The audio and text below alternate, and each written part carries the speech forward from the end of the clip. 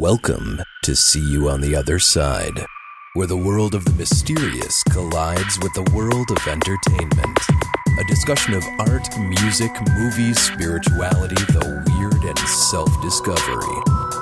And now, your hosts, musicians and entertainers who have their own weakness for the weird. Mike and Wendy from the band Sunspot. Episode 275, The Angel Experiment. The Magical Adventures of Corin, Grillo, and we're here with the author of The Angel Experiment, Corin, coming to us from California. How you doing today? I'm probably a little warmer than you are. I'm great. Thanks for having me. Good. No, we're excited to talk about The Angel Experiment. And so I've been reading through the book all this week. It's an interesting book. You really present it in a way that you don't necessarily have to be, because myself, I'm not the world's biggest angel guy. I'll get that out there right now. Just laying it right out. That's great. That's great. You're not the biggest angel guy. I totally relate. I was not the biggest angel woman for a while.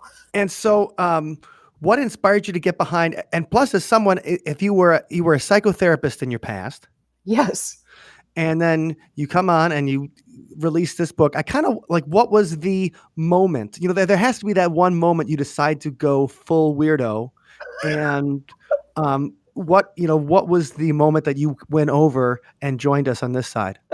Yeah, I mean, there was a big moment actually that happened. At the time, I was, clinically trained a psychotherapist and helping rescue gang kids off the street in the streets of Los Angeles. And, even though I had this great career on the outside, on the inside, I suffered a lot with severe depression for decades, just kind of white knuckling through life and drinking a bunch, like a fifth of tequila every couple of days. And, I was living the life, let's put it that way. Sure. And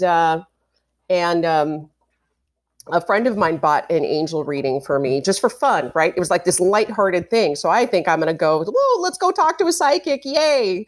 Right. And I don't know exactly what an angel reading is. So okay. You're going to have to let me in on that. Okay. So an angel reading is like people who focus on talking to angels for you. And you get like angel messages, and she was also an angel healer. And I had never had one of these sessions either. So okay. I think I'm just going to run of the mill, psychic, and I always kind of had fun and been curious about things like that. But now the girl who bought me this angel healing had no idea what I was really going through, right? Because I used to know how to play it straight. In front of the crowd, right? People. Oh yeah, living the functional lifestyle. I think a lot of musicians have been there. Yeah, for sure, right? And I got the creative side in me. So, but I was living a duplicitous life, appearing to be high functioning on the outside, but on the inside, really struggling to live. I mean, wanting to live. And back then, literally, my only prayer was that day would be my last. And the thing really that kept me alive was my daughter, So I was too much of a wuss to kind of take my own life. But in my early 20s, I definitely did a lot of things that might lead me to death. Luckily, I didn't die. So yeah, it was a really rough go for the first several decades of my life. So anyways, go to this psychic, right? And I'm sitting with her, and she starts giving me all of this. She starts dropping down the wisdom about my life, and I didn't tell her a thing about my life, and nobody knew about the stuff. And it's all the stuff I didn't want to talk about, right? But all the stuff I needed to talk about and needed to hear. So I was like, okay, there's something legit about this lady. I'm listening. And when she got into the energy healing, do you know what an energy healing is, Mike? No. So let's do it. Okay.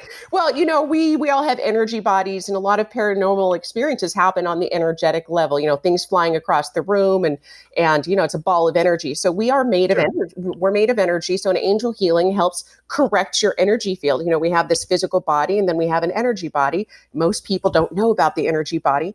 And because we don't, we end up never servicing it. So imagine you've been, for 40 years, you have this thing that you've never checked the engine, you've never changed the oil, you've never done all of that. So that can often pollute our system and make us depressed and anxious and carry a lot of energy and emotions that we don't need. Anyways, that's a side note. That makes me interested, though, as someone who was a psychotherapist at the time. Mm-hmm. if you'd had these feelings, like what led you, is that kind of was depression what led you into psychotherapy in the first place? Like you're like, well, maybe if I can help other people, I can help myself. Well, it's not like that conscious decision. It's not like, oh yeah, I need to help myself, therefore I'm going to help other people. It's just that I was always kind of predisposed to talking to people and helping them one on one, even when I was younger and suffering. I remember sitting at school in college and going, oh my gosh, if I could just get paid to talk to people, this is what I would do. But I never I don't know why I didn't think of therapy at the time, but yeah, I just have always loved helping people. And, because of my childhood and a lot of things that happened, anybody can tell me anything. I'm not going to judge anything that's happening. So yeah, but at the time I didn't really acknowledge the energy body, right? So this is my first energy healing session, and I started feeling some pretty intense things flowing through my body, like tingles and things, it's just, I could feel something happening when she was doing the session. And so after the session, I felt so much lighter and brighter, more hopeful. Well, what happens during an energy healing session? Do you guys like hold hands and close your eyes and think? Well, I'm just, in this kind of thing, because a lot of times, when they talk about traditional religious healing, the laying on of hands and things that is exactly what you're talking about. That, they would have a thing for it in the church where priests would do that. They would put the hands on the person and try to focus God's healing through them. And what did you guys do in an energy healing? And first of all, were you like cynical and then all of a sudden you felt something and like, wait, I didn't expect that to happen? Yeah, well, here's the thing, because I had, was already kind of going through a rough patch. I was kind of open-minded about it. I was like, okay, well, let's give it a shot. Plus, I already knew about Reiki. You may have heard about Reiki. Yes. So I was already open to energy work. I had just not done it on myself in years. So I was open to it. And at this stage, she spent about a solid 30 minutes telling me about my life and stuff she shouldn't know. So there was an opening for me to go, okay, maybe this stuff is real. I'll just give it a shot. So yeah, when I started feeling it, I was like, wow, okay, I'm feeling something now. And to be honest, this, I now teach this stuff, right? I teach this now to people all over the world because that's how much it impacted my life and how much it woke me up to going, oh my God, this stuff is real. Okay, but this is just like the session. It was really what happened after the session that was the event. And so I leave the session and she tells me, okay, Corin, when you leave here, I want you to know you have angels. Everybody has angels, and you need to talk to your angels as if they're real. You need to ask for their help. And I said, all right, I'll give it a shot, because that was like super awesome, which has happened back there. And so I started talking to them, and then I started noticing synchronicities. Maybe like, for example, turning on the radio and it playing an angel song. Or just when I'm thinking about angels, a truck would go by with angel wings on it. Or that you were watching TV and then the Sarah McLachlan ad with the arms of the angel comes on with the sad animals. Yeah, like that kind of thing. I mean, and the thing is, it was like happening at a rapid rate. It wasn't like subtle. It was just like all day long by me talking to angels. I'm seeing this stuff happening. And I started feeling like, oh my gosh, I'm not alone. This is great. Okay. So, all right, angels were playing. So that went on for a couple of days. And I had already felt so much better in my body, in my life. It was like I felt like this weight had lifted. And so I had started believing in angels, officially starting to believe like, okay, there's something going on here that's really weird. Now, I am a psychotherapist, so I know what sounds crazy, right? So, but it's happening. So what am I going to do? Deny it? But it was really the craziest thing that happened was on day 3 when I was driving down the hood, through the hood in LA, going to one of my clients' house. And it's like broad daylight. No one else is on the street, but this bird lands right in front of me, and drops from the sky, lands right in front of me. It's about pigeon size. And as I drove around it, the one wing was trying to push itself up. The bird was kind of scooting around a little bit, but I could see like the other wing was mangled. And so I was like, it was kind of fairly grotesque feeling like, oh my God, this is like so sad right now. What's happening? And here I am in this angel bliss, and then bam, like bird carnage right in front of me. What's this about? And so, but I did the thing, I did what I'd been doing the last couple of days, which is talking to angels. So I asked the angels to take this bird out of its suffering. as I drove around it, I just kind of kept, praying and doing, the thing. And as I looked in the rearview mirror, I watched the bird start shimming a little bit on the ground. And as I kept on watching, a bird hopped up, a small, tiny bird, about this size, about an inch or two tall, hopped up from that bird, flew away. Then a second bird hopped up from the body of that bird and flew away. And then a third bird that was a little smaller, a little wobblier, jumped up from the body of that bird and flew away. And Well, when I read about this in the book, that's where I was like, first of all, I was not expecting that coming. I was like, oh, the bird would just get up. Like I knew, I was like, the bird's going to get up and fly away. Not that the bird is going to weirdly reproduce. I know, it's weird. Like, and divide itself. It divided. Yeah, it divided. So was the original bird body still there? No, that's the thing. And, usually what I would do when I'm driving through the hood as a single woman out there, I'm not going to get out of the car because it's dangerous, right? Yeah. Right. But after I saw that, I got out of the dang car and went to go inspect, and there was no body left on the ground. And I'm telling you, I could feel like, what's the word? It's like goosebumps. I call them angel bumps, but it was like the static in the air. And and this incredible love feeling. And I really don't have words to describe the feeling that went along with that. But I knew that I had just witnessed a miracle. At least I thought I did. And it really changed me. Well, I find that interesting too, because it seems like that's like classical religious ecstasy you experience, when you're talking about the bliss, the feeling and the static in the air, that there's something, otherworldly happening, or at least outside of what we would consider our mainstream physical materialist experience.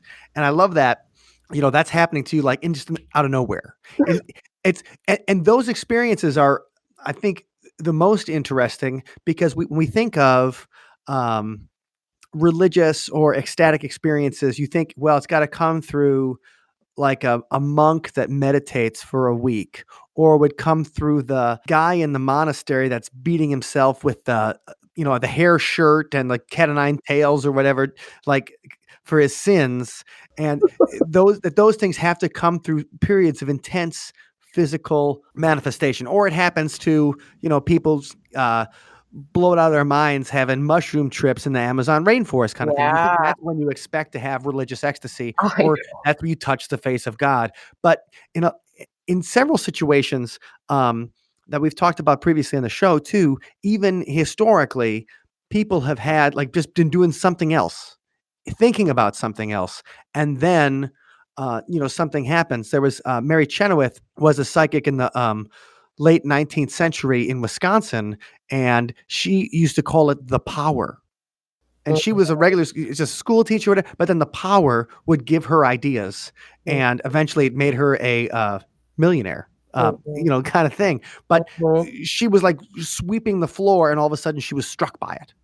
And that kind of happened. So your experience really reminded me of that, these ecstatic experiences that people have had throughout history, where it's not, you weren't like, oh my God, I touched the face of Jesus after I meditated for a week. It was, I was driving and I hit a bird. And so in the least expected times, and so I thought that was really an interesting kind of origin that turns you into like, you know what? I'm a skeptic about angels, but I saw 3 birds emerge from one bird's dead body. I'm in. I was definitely in. I was listening for sure after that. And yeah, I mean, what are the odds driving through a ghetto in Los Angeles that it's going to happen there? And the bird just stopped me right in my tracks, essentially.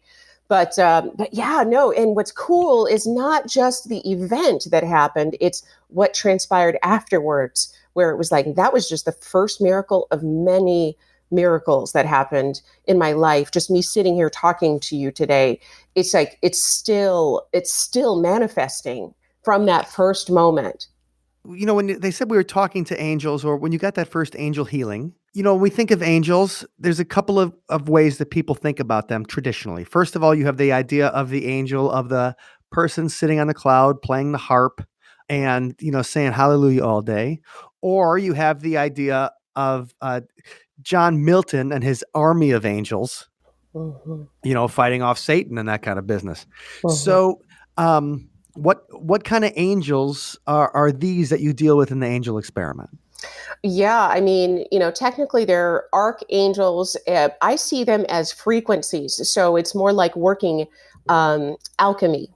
And so angels, they different angels have different frequencies, different vibrations. I have yet to see one show up playing a harp.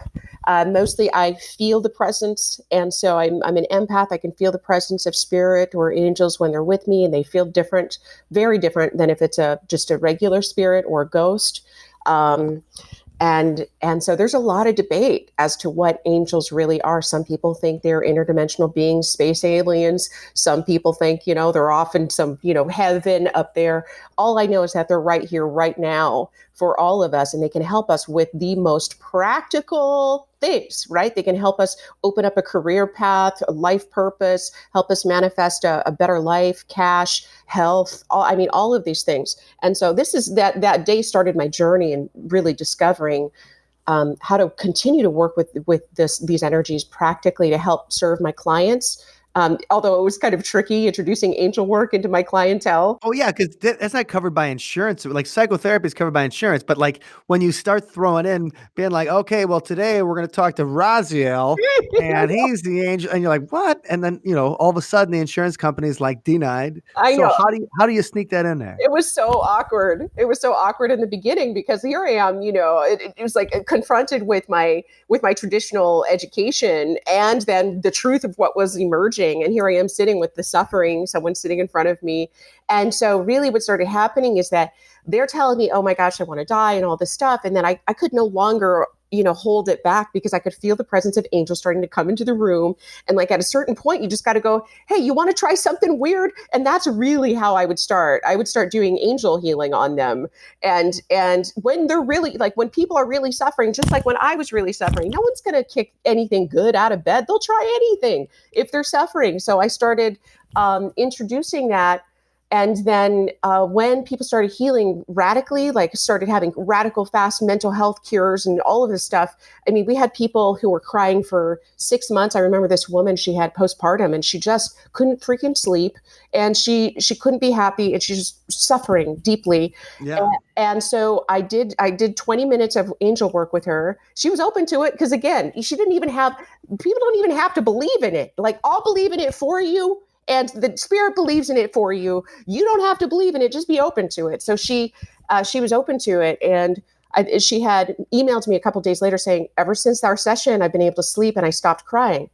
So Well, and is it really that much different than like Freudian dream analysis or things like that? When you go in there and you're saying, okay, let's take a different tack than what we've been mhm, doing. mhm. And even if it's, even if you're dealing with it on a symbolic level, that seems to still have an effect. Yeah, I leave it open for people. If people feel better thinking that angels are just inner symbols and archetypes, fine. I'll work with that. All I know, I'm not here to split hairs with people. I'm just here to do the work. So believe whatever you want to believe, and I'll believe what I believe. But we're gonna handle some business. And it's interesting too, because when you're talking about angels and reading through the different days and the different exercises of the angel experiment, which really to me seems like a, well, like almost like a grimoire when you think of the idea that you are doing these experiments to and exercises that try to point your life in the right direction or point you into getting what you want out of your life, which a lot of times is not being sad all the time or feeling healing from grief and not only depression but just trauma maybe. Mhm. And so all those kind of things. And it's interesting because we interviewed Dr. Dean Radin about his book, Real Magic, last year. And we were talking about that. And when you get into chaos magic, Mm. it certainly has the same kind of thing. I mean, they conjure entities, Mhm. you know, is part of it, where it's like you ask this particular entity for help and you ask this, and they have this, they go through and these entities are all out of this like 17th century book of different demons and angels, and it's Enochian. I think it's an Enochian magic. yeah, Yeah. that's exactly right, and Yeah. it's the same kind of idea that you guys are doing in the angel experiment, and I just thought that was interesting because it's like a different spin on it. So Mm-hmm. chaos magicians have a certain they're always trying to do things to like it seems I'm on the chaos magic Reddit board or whatever, and I read what people talk about, and the people are talking about they're doing things like, well, I'm trying to do magic to get a better job, or trying to do magic so I can be better with my girlfriend, all these different kind of things, and that's they're using that mode because it works for them. Mm-hmm. And so you can see that people who were maybe a little fluffier then dudes who are dressed up in all black and that kind of thing, they're not going to be sitting there like, I'm going to go talk to angels. They're going to go talk to stuff from a 17th century creature or something. And so this is the kind of thing where people can achieve the same kind of thing, I think, but who may not be, or who may be scared because they might think those like magic stuff is satanic or whatever. Right. It's like the association with the occult is like a little too much for them sometimes. But yeah.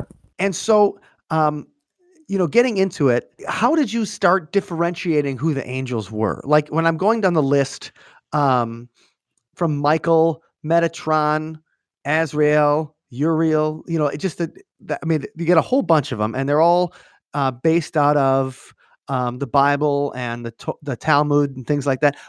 How do you differentiate one angel from the other? Is he like, hey, I'm Michael, how you do? I mean, or does he look like, John Travolta did in the movie?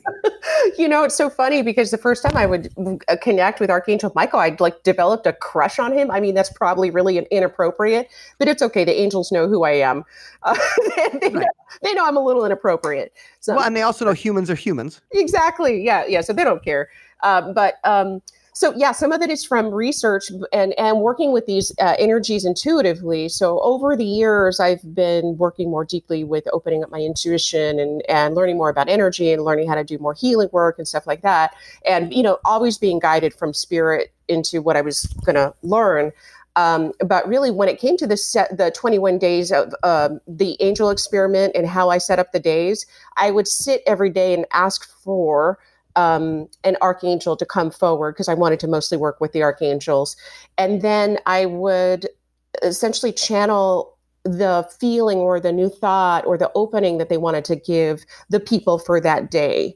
And so I learned about them also through experience, not just through books. I mean, I did put general explanations of the archangels in there, but I really don't want people to get stuck on how anyone else defines anything. I much prefer people to enter into this field of possibility and magic and discover for themselves the truth. Okay, because I was saying, like, specifically, like, if you look into the history of some of the angels, right, it's that Michael he's the leader of God's army. Mm-hmm. Eric Roberts plays him in The Prophecy too.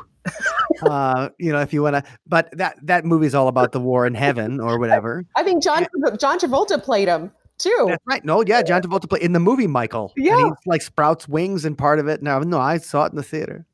But also, so he's the leader of the army of God, and he's the angel of death that carries souls from earth to heaven. Is it like a specific, if you look at the different origins or what people said he did in the hierarchy. Mm-hmm. And so then, like, how does he present himself? Or when you're going in there and you're saying, okay, I want to set people up with angels, why start with Michael? Or how did you know I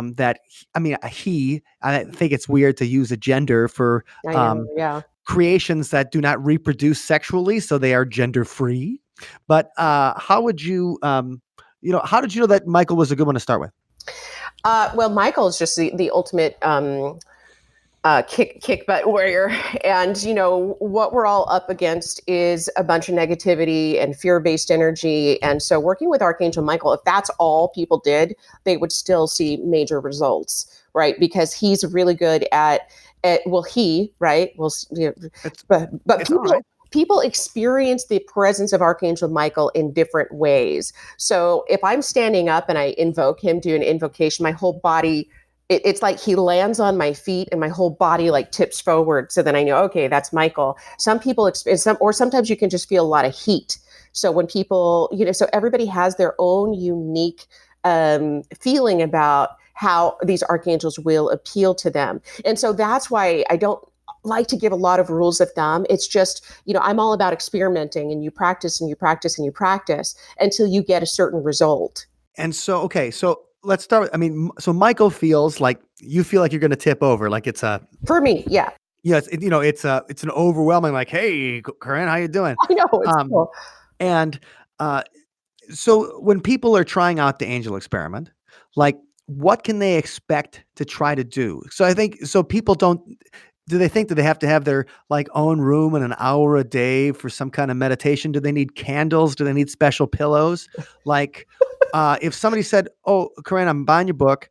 What do I need to, what do I need to do to get ready to give myself 3 weeks of giving it a shot?" Yeah. Okay. Well, I walk everybody through step by step exactly what to do. I do recommend creating a sacred space in your house if you don't have one. And that's just really, a place that people go to kind of connect with spirit or pray. But that could be like as simple as a little candle or maybe just a little crystal. It could be really elaborate. So I give different options in the book.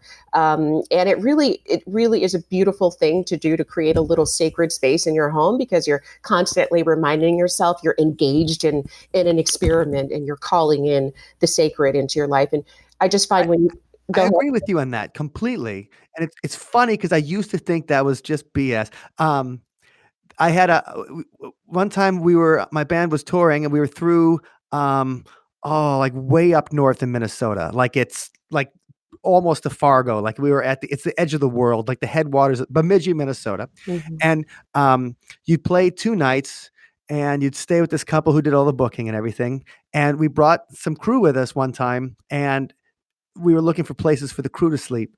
And she's like, "Oh, well, they could sleep in here, but this is it's kind of like my female sacred space, and bringing in the energy is weird." And, I'm sitting there like, what the hell?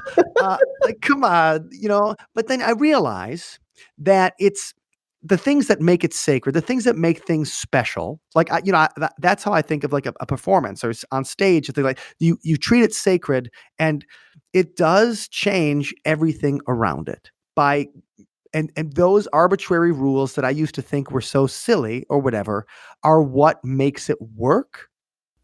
Yeah, interesting. Yes. So that's where when you're saying that, I would said like 20 years ago, I'd have been like, "Give me a break, Corinne, sacred space. Just use the corner and shut up." But no, I think you're 100% like that idea of creating that I think that changes just by creating that space in your house in the first place Yeah. is a start, and will change things a little bit. Oh gosh, it is so true. I've had such incredible things happen just by setting up a sacred space, whether it's like at a hotel. I have a travel sacred space that I take with me. Right. It's smaller, it's cute, it's petite, but it works. But yeah, I love it. I've had incredible experiences just setting one up in like a new house, and you could just feel like the radiance. It's just like this beautiful portal to spirit. And yeah, if you kind of create a sacred space inside your home, then your home becomes sacred, your life becomes sacred.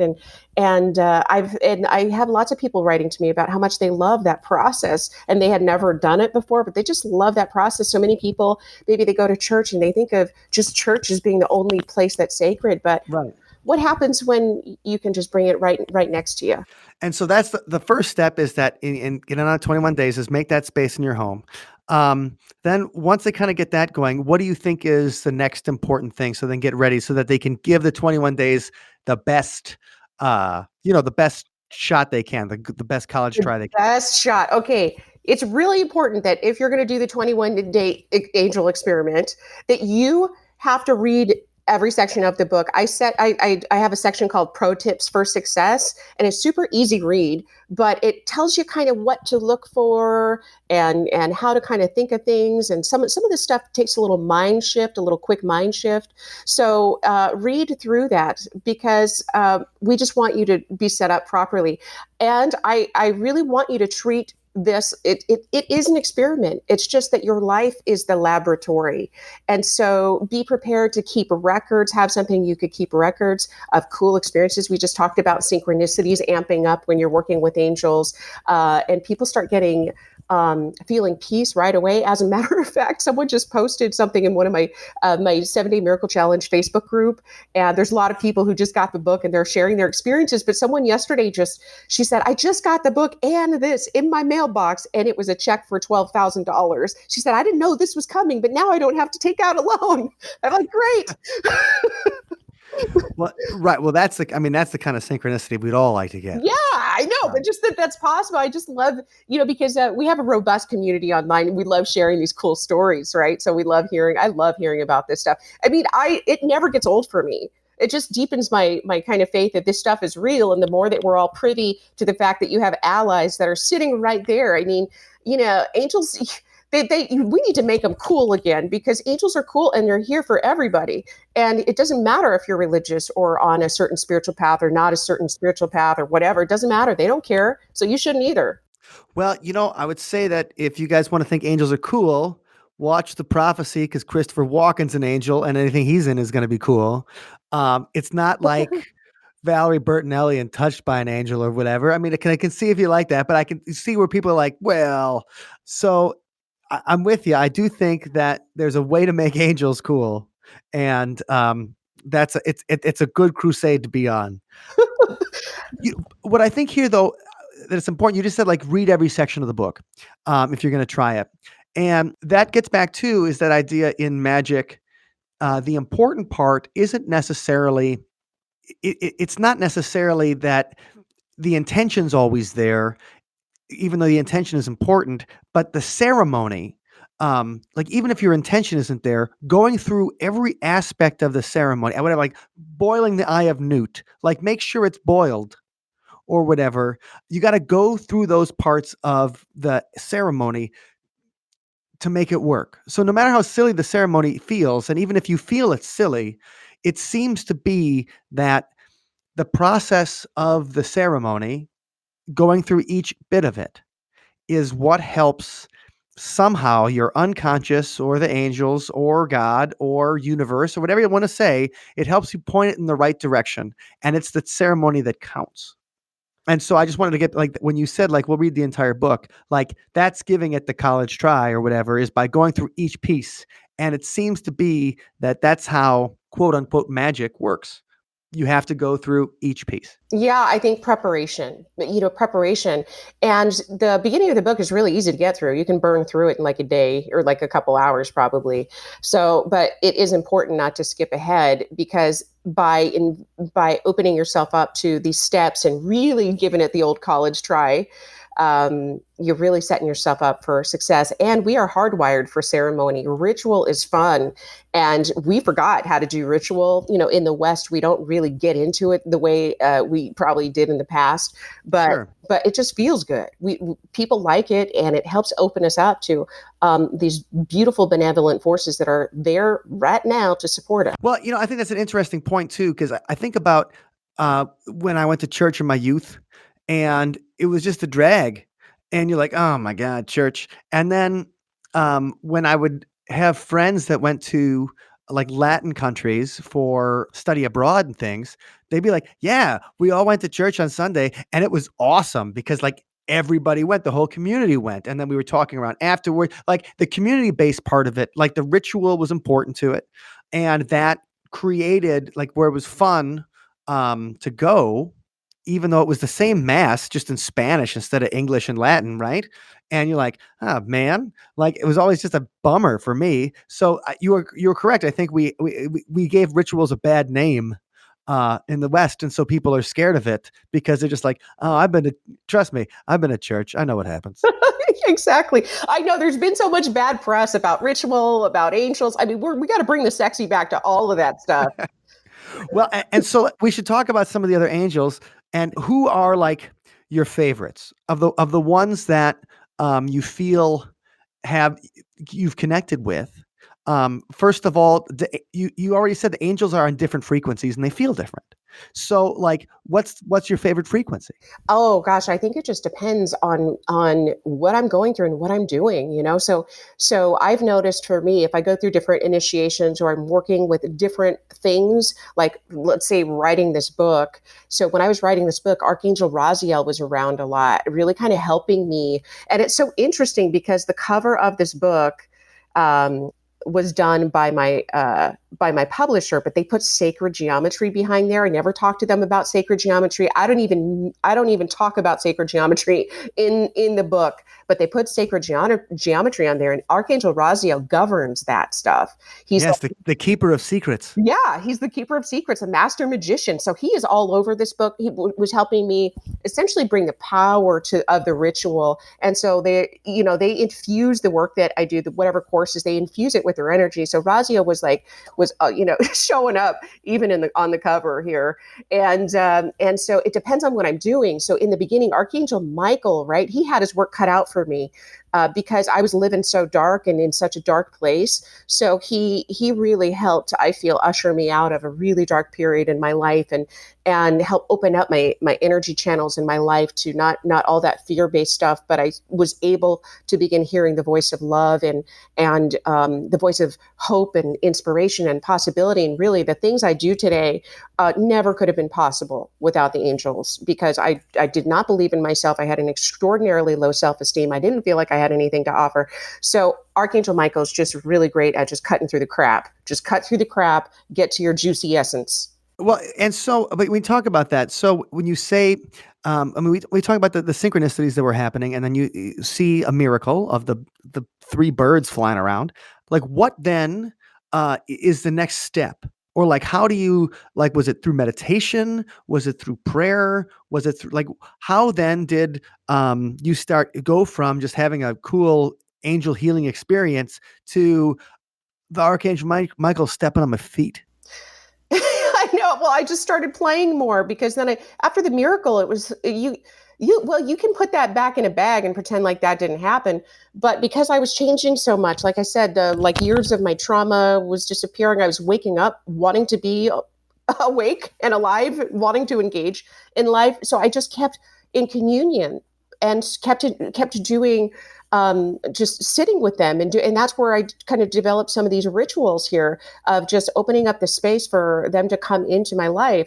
So slowly but surely, they guided me to different things, and they guided me in my sessions to try different things that I had never tried. Like, hey, I'm going to just ask Archangel Michael to heal you. How about that? Like, that was really random for me, but I just learned to trust my intuition, and that's something that is really important for us all. That there's, we kind of overemphasize just logic and just logic and rational thinking, which is so great. Scientific revolution was amazing in a lot of different ways, but it's knocked the magic out of us. So working with our intuition and really trusting that we have access to incredible things is a good start. So that's what I started to do. They started, helping me see how important it was to trust my gut, my intuition, to listen to the good voice, the positive voice, and not all that negativity that's trying to constantly suck us down. When you were working with some of your therapy patients, Mm-hmm. like, when did you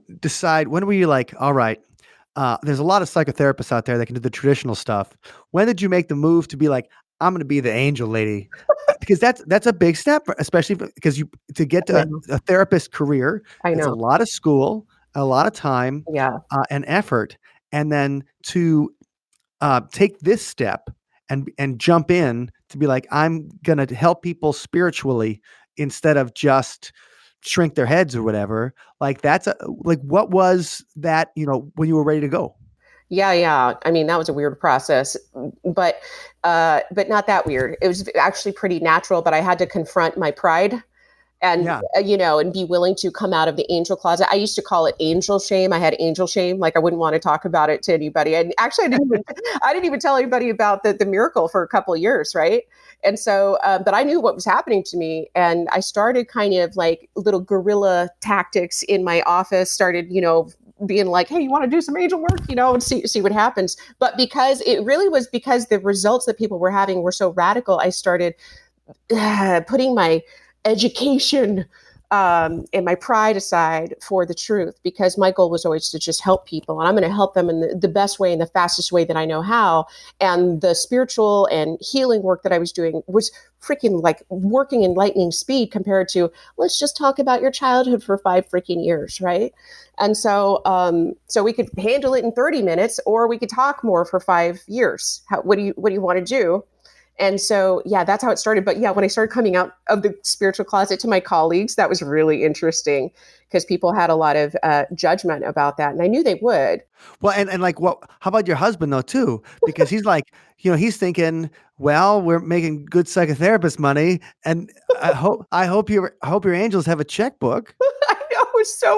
I know it was awkward. Okay. He's very grounded, very traditional, very, fact-based. And here I am going in this weird direction, wanting to invest in, more in trainings that have nothing to do with my chosen career, with money we don't have, and our house is going into foreclosure. And are you sure you need to go to this thing? And it's like, it just seems like fun. I just feel like I got to go. And so, but here's the thing, we've been at this now for about 10 years, and he's a believer now. He didn't start to be a believer, but he's watched me. He's watched what's happened in our life, and he sees like, okay, that he sees miracles now. He can see it. Did he do any of the experiment? Did he like run? Does he ever come with you and be like, all right, I'll do some angel stuff with you? Yeah. Well, what's so funny, when I started gaining more popularity and having more success, and people, things were really happening for people, he would want an angel session with me, and I'd be like, you're going to have to book a session and I'm going to charge you double. Like I just like, no. So friends and family, you always charge double for stuff like that, right? You don't give them a family discount. That's crazy. Not even the angels go for that. Like no. they understand. I know. It's just like, you got to keep your friends and family out of your practice, for Pete's sake. They're nothing but headaches. But no, he's a believer, and he helps me a lot. He does. I have a member site where I do live. I send audios, energy healing audios to people every Sunday, and he helps edit those because he's an audio designer. So he has sometimes radical insights and experiences doing that. But I don't try and force it on him.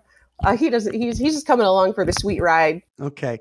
Now, earlier I noticed you said that ghosts and spirits seem to have a different energy than angels. And you're like, oh, I can tell when it's an angel versus a ghost. And I'm like, put the brakes on for a second. And like, was this something you had could you always tell? Were you intuitive naturally? Like when you were younger, did you have any kind of experiences like that? No, not really. No, this all got activated after the miracle happened. Like some of my spiritual gifts got activated, and the more that I did angel healing sessions with people, sometimes they would bring crossed over loved ones to come and talk to the person if there was some unfinished business there that needed to be healed. I didn't straight up like go, oh, I'm going to be a medium. It's just that it's a byproduct of working with angels sometimes. So like when I train people how to do angel work, we do have to train them in mediumship too, just in case that happens.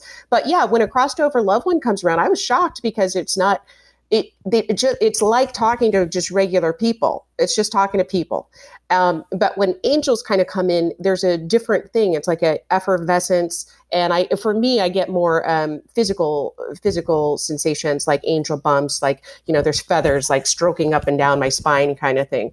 But there's a palpable difference. And, knowing a lot of intuitives and mediums, they all kind of agree. There's a whole different energy. None is better than the other. You just know, every being, including you, has your own energy signature. Okay. And I'm just thinking about, because I never have I've never talked to anything from the other side or whatever. And so I always wonder, like, does it look like somebody's in the room? Does it a voice you hear in your ears? Is it, like you said, so the angel bumps is a good description. So now we're getting you have a physical sensation, that a sense that's out, that like when I'm talking to you right now, I'm not stroking a feather down your back. Like so if you're having this thing and like, okay, so you get that physical sensation. And then what does it sound like in your ears? Like, how do you get the words correct? Yeah. Okay. So it all depends on what your gifts are, what your spiritual gifts are. So some people are clairaudient. They can actually hear spirit and hear the voices. Okay. Sometimes that can go south if you're not listening to the right voices. So you have to be careful if you're clairaudient. Don't listen to the bad guys. Right.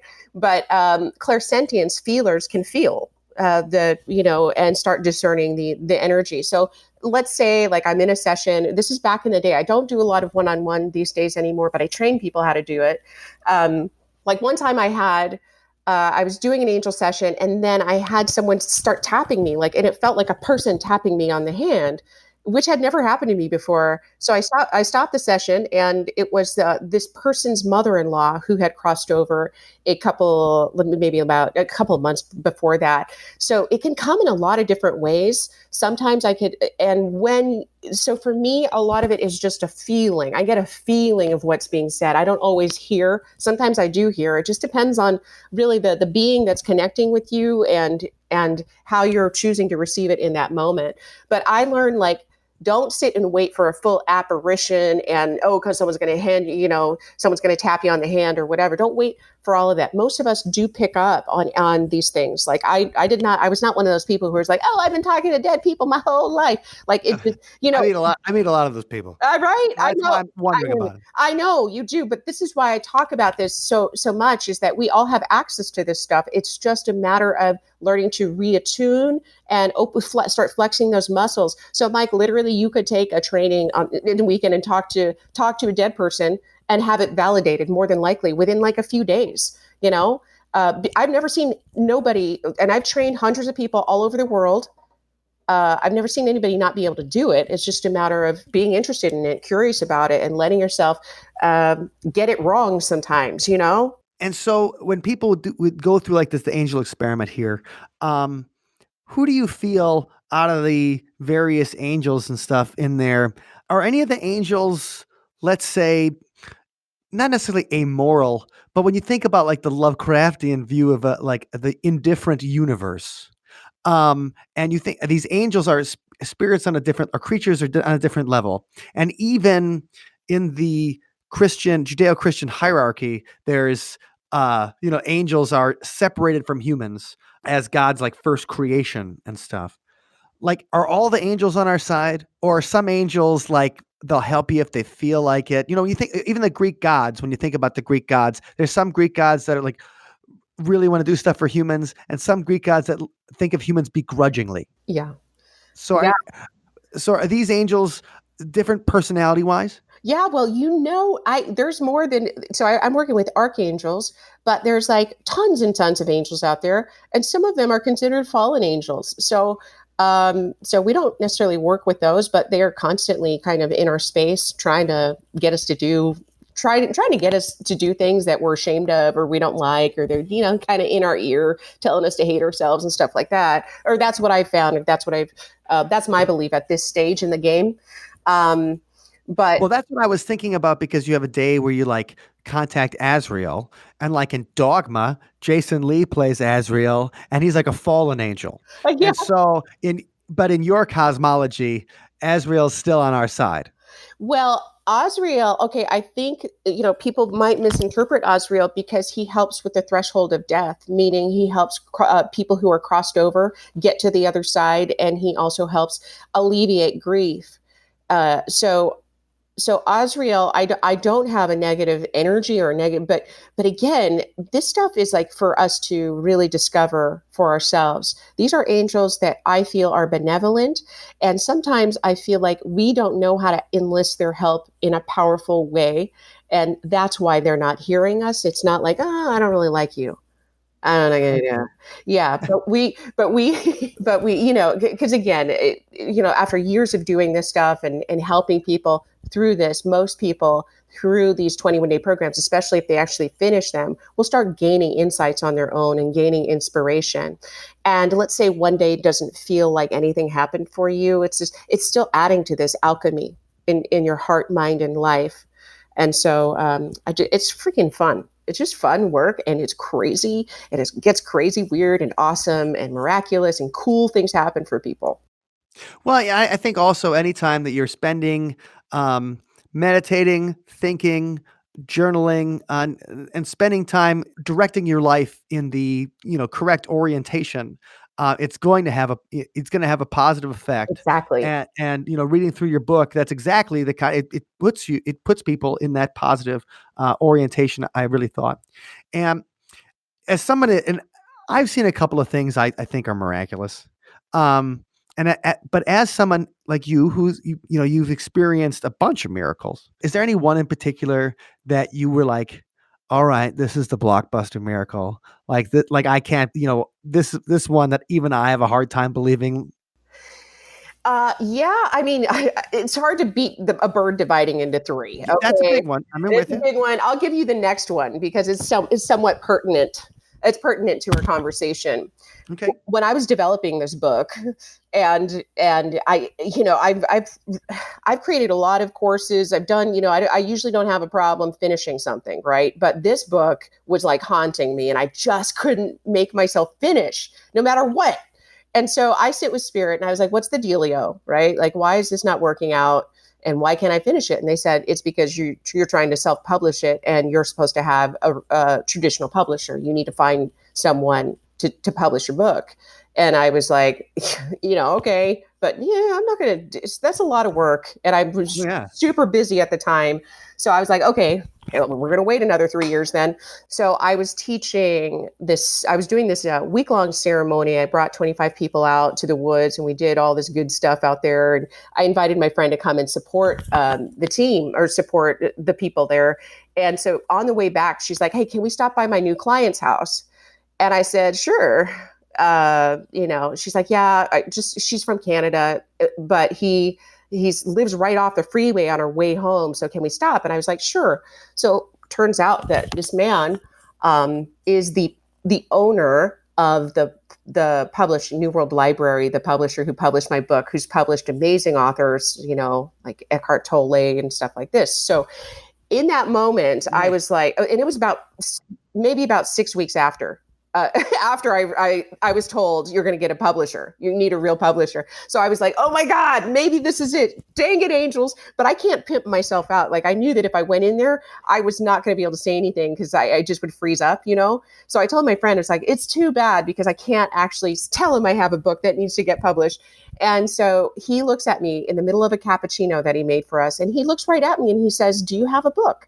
And I said, "Yes, I do. Thank you for asking." And I started, on the inside, I was like, 15 teenage girls jumping and jumping for glee. On the outside, I just seemed very composed, like, "Well, yes, I do. Thank you for asking." but yeah, so that was the beginning of how this book got published. It still had to go through committee, but it was like, whoa, it was like weeks after they told me I'm going to get a publisher. So that kind of thing has happened a lot. No, I love to hear about little synchronicities like that. And it's been a pleasure talking to you today, Corin. And I want to thank you very much for joining us. Now, obviously, we're going to have links to the book and Corin's website at the show notes, othersidepodcast.com/275. But if you are too lazy to go to the show notes and you just want to go in your browser and find her right now, Corin, where can they find you? CorinGrillo.com. It's CorinGrillo.com. Or you can also find me on Facebook, my Facebook page, and find our community, 7-Day Miracle Challenge in Facebook. So you guys can try that out for yourself and see what happens when you take the Angel Experiment, a 21-day magical adventure to heal your life. Corin's story of overcoming her melancholy and fighting the good fight, even when she was thinking of quitting it all, is heartening whether you believe in angels or not. Her idea of everyday miracles that people can see in their own life is a way of showing gratitude for the good things that do happen. Her story, plus the thought of angels as warriors with flaming swords, was the inspiration behind this week's track, The Battle of Every Day. This is the battle of every day. This is the war to fight the urge to end the pain. This is a call to arms to say, a hole in your head don't make you Hemingway. Every day,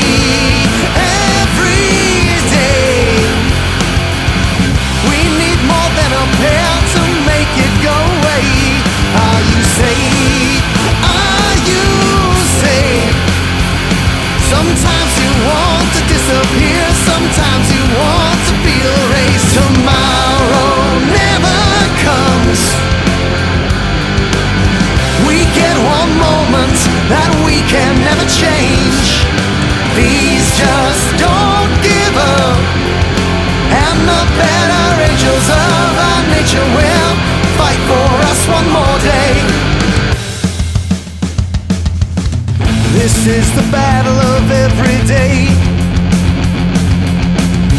is the conflict of willpower versus hurt.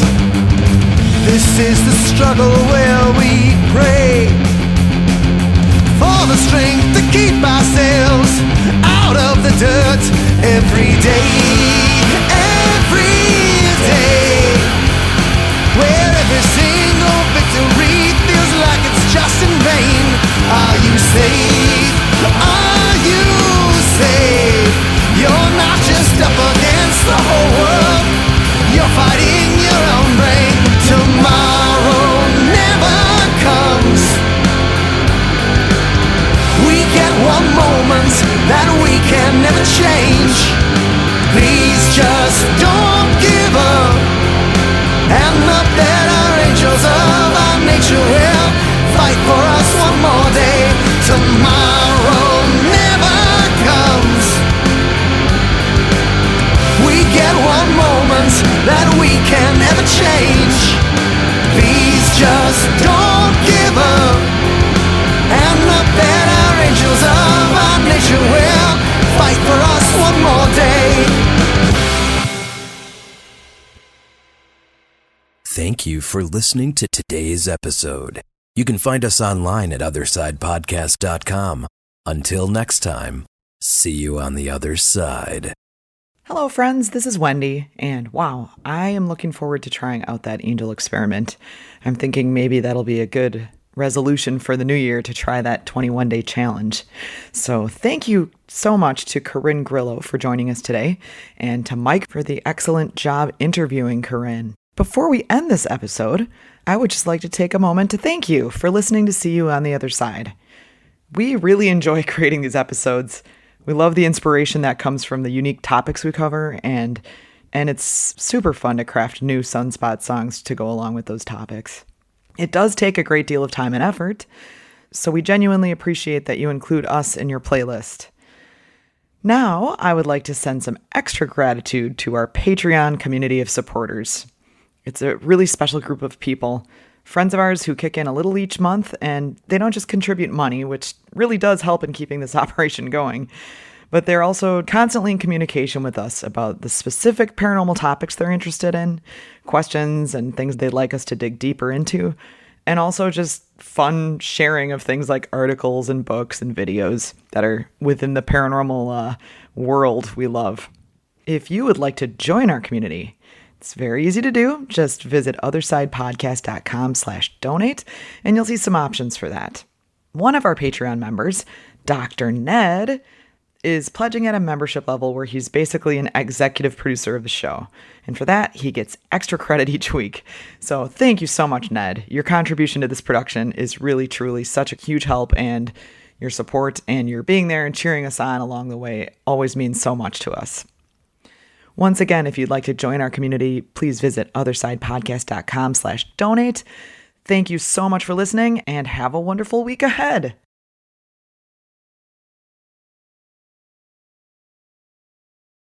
Boiling the eye of newt. Like, make sure it's boiled.